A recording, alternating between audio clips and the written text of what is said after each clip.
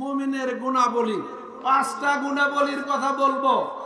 জাদাতহুম ঈমানা ওয়া আলা রাব্বিহিম ইয়াতাওয়াক্কালুন আল্লাযীনা ইউকিমুনাস সালাতা ওয়া মিম্মা রাযাকনাহুম ইউনফিকুন উলাইকা হুমুল মুমিনুনা হাক্কান লাহুম দারাজাতুন ইনদা রাব্বিহিম ওয়া মাগফিরাতুন ওয়া রিজকুন কারীম। عن أنس بن مالك رضي الله تعالى عنه قال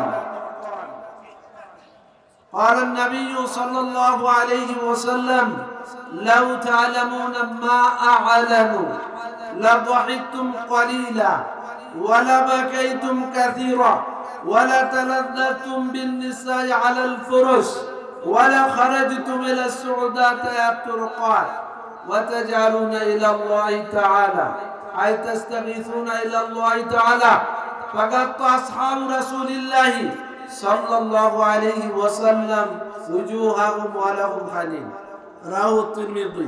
শুরুতে আল্লাহ রাব্বুল আলামিনের শুকরিয়া আদায় করি, জোরে সোরে একবার পড়ি আলহামদুলিল্লাহ। অতঃপর লক্ষ কোটি দুরূদ এবং সালাম প্রেরণ করছি আমাদের প্রিয় নবী, সর্বশেষ নবী, সর্বশ্রেষ্ঠ নবী, বিশ্ব নবী, মহানবী জনাবে মুহাম্মাদুর রাসূলুল্লাহ সাল্লাল্লাহু আলাইহি ওয়াসাল্লামের প্রতি। মুমিনের গুণাবলী বিস্তারিত কথা বলার সুযোগ নাই। আল কোরআনুল মাজিদে, আল কোরআনুল হাকিমে মুমিনের অনেক গুণাবলীর কথা বিভিন্ন জায়গায় আল্লাহ রাব্বুল আলামিন আলোচনা করেছেন। সেইগুলো বলার সময় আমি পাবো না। শুধু আপনাদের সামনে সূরা আনফালের 2য় আয়াত থেকে সামান্য পড়েছি এবং বিশ্বনবীর হাদিসের বিশাল ভান্ডার থেকে ছোট্ট একটা হাদিস পাঠ করেছি। এই সংক্ষিপ্ত কথা বলে আমি আমার বক্তৃতা উপসংহার টানবো ইনশাআল্লাহ। আমরা জানি প্রতিটা মানুষ, আমরা যারা মুমিন বললেই চলবে না, কিছু গুণাবলীর দরকার আছে, কিছু বৈশিষ্ট্যের দরকার আছে।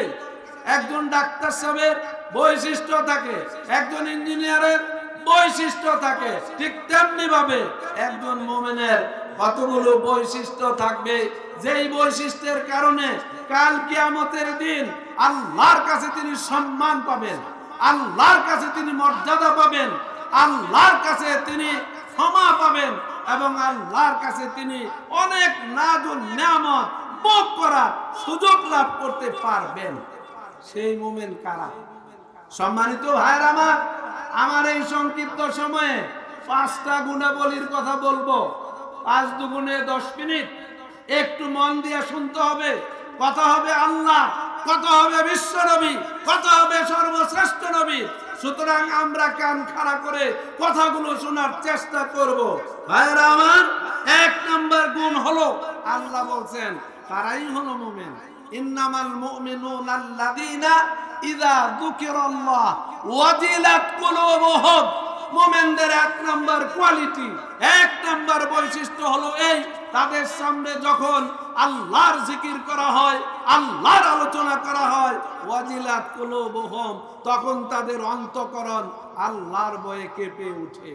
যদি আল্লাহর ভয়ে কেঁপে ওঠে তাহলে আপনি মুমিন। আর যদি আল্লাহর ভয়ে না কাঁপে, এরকম মানুষ সমাজে আছে না? না, গুনাহ করে, পাপ করে, অশ্লীল কর্মকাণ্ডে নিমজ্জিত রয়েছে, জুলুম করে, অত্যাচার করে, আত্মসাৎ করে, এরকম মানুষ সমাজে ভাই আছে না? নাই। এদের কিন্তু আল্লাহর ভয় নাই। তাহলে 1 নম্বর কোয়ালিটি হলো মুমিনের আল্লাহর ভয় থাকতে হবে। আল্লাহর ভয়ের কথা আল্লাহ রাব্বুল আলামিন পবিত্র কোরআনের অনেক জায়গায় বলে দিয়েছেন। একটি কমন আয়াত, যে আয়াতটি প্রতি খুতবায় পাঠ করা হয়, সেখানে আল্লাহ কি বলছেন? ইয়া আইয়ুহাল্লাযীনা আমানুত্তাকুল্লাহ হাক্কা তুকাতিহ ওয়া লা তামুতুন্না ইল্লা ওয়া আনতুম মুসলিমুন। ইমানদারদেরকে উদ্দেশ্য করে, মুমিনদেরকে উদ্দেশ্য করে আল্লাহ বলছেন, আল্লাহকে যথাযথভাবে ভয় করো, যতটুকু ভয় করা দরকার। সাবধান, হুঁশিয়ার, কবরে যেও না, মৃত্যু মুখে পতিত হয়ো না, মুসলমান না হয়ে ওয়ালা তামুতুন্না ইল্লা ওয়া আনতুম মুসলিমুন, এই ঘোষণা দিয়েছেন আল্লাহ রাব্বুল আলামিন। এই ধরনের কথা আল কোরআনের বহু জায়গায় রয়েছে প্রিয় ভাইয়ের আমার। তাহলে এক নাম্বার পয়েন্ট, আমরা ভয় করব কাকে? জোরে বলেন, ভয় করব কাকে? আল্লাহকে। জান্নাত পাবেন, মুক্তি পাবেন, নাজাত পাবেন। দুই নাম্বার কি?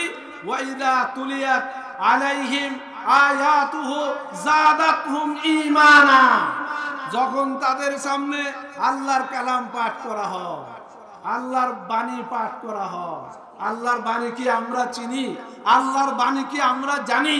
মহাগ্রন্থ আল কোরআনুল কারীম, 30 পারা কোরআন প্রিয় ভাইয়ের আমার, 114টা সূরা আছে, তার মধ্যে একটা সূরা আছে যেই সূরার মধ্যে 30টা আয়াত আছে। আল্লাহর রাসূল বলেছেন ইন্না মিনাল কোরআনে 30 আয়াতাত লারাজুলুন, আল্লাহর নবী বলে দিয়েছেন কোন মানুষ যদি ওই 30 আয়াত বিশিষ্ট সূরাটি পাঠ করে তাহলে ওই সূরা ওই মানুষটার জন্য শাফাআত করার জন্য সুপারিশ করে আল্লাহর কাছে, শাফাআত লিরাজুলিন হাত্তা গুফিরা লাহু ওয়া হিয়া তাবারাকাল্লাযী বিয়াদিহিল মুলকু। প্রিয় ভাইয়েরা আমার, সেই সূরাটা হলো সূরা মুলক।